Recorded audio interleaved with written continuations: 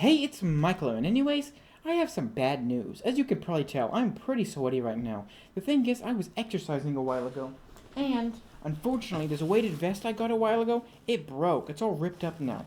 Luckily, though, I have this sewing kit right here. So, if I just go ahead and open it up, I'll be able to...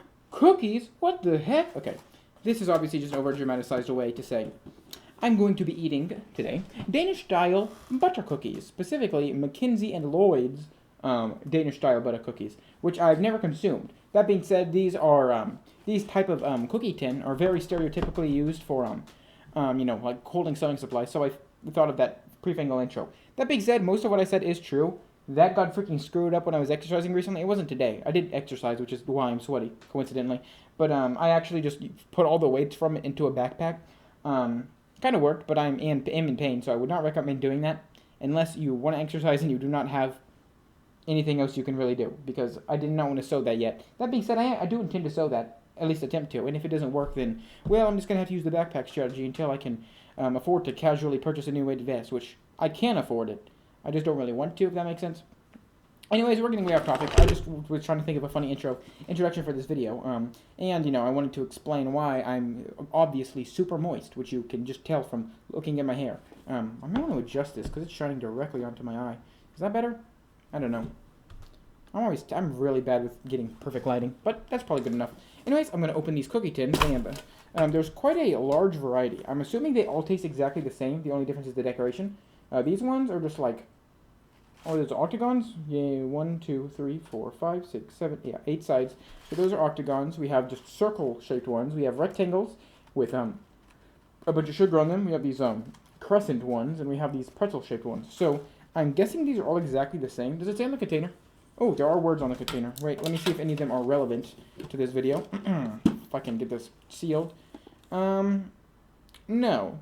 That being said, there's only one ingredients list. I'm 90% sure these are all going to be exactly the same. So I'm just going to eat a few, and if none of them taste different, that'll be that, and I'll explain how they taste. So let's see. Are the cookies associated with being sewing supplies, are they good? Or are they just okay?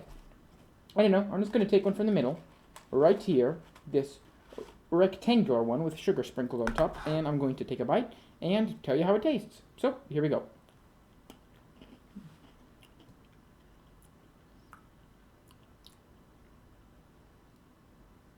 Okay. Okay.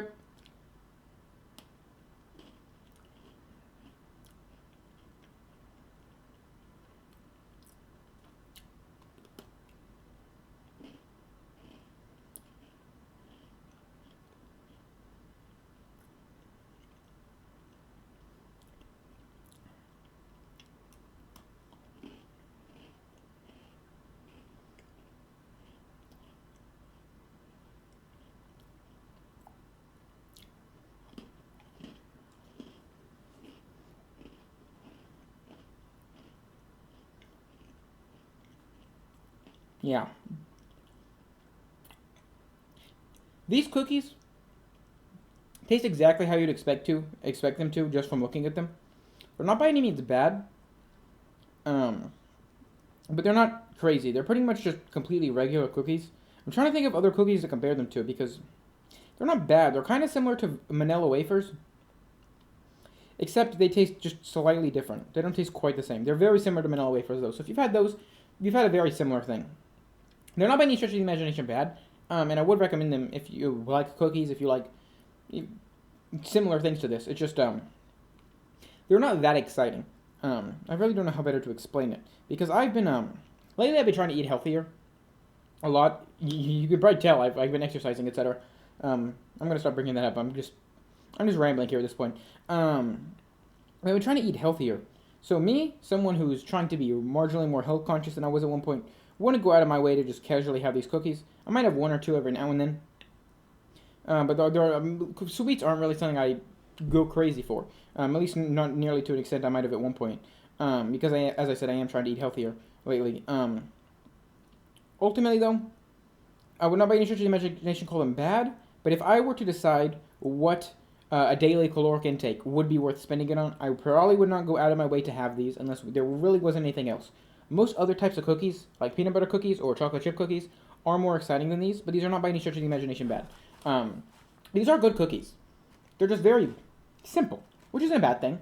Some people like simple things. It's just, they're, in terms of flavor, they're just really not that exciting, you know? Like, it's very simple. Like, what are the ingredients? Let me read the ingredients. Wheat flour, sugar, vegetable oil shortening, butter, glucose syrup, non-fat dry milk, artificial butter flavors, salt, artificial vanilla flavor, ammonium bicarbonate, sodium bicarbonate, and soy lecithin. Soy lecithin. Emulsifier. Oh, it's an emulsifier. Ultimately, they're okay. They're nothing crazy, nothing terrible. But if you were trying to decide what you wanted to consume, like for a snack, these I would not necessarily go for. I'm lately in my later videos I've been ranking things a lot harder than I used to. Or I'm trying to give you an honest review. They're not bad, you know. Actually, I'm gonna move my mic. No, my mic should be fine there. They're not by any stretch of the imagination bad. And just if you want something exciting or crazy, amazing, they're not crazy or amazing or delicious. They're fine, you know. They're okay. They're sweet.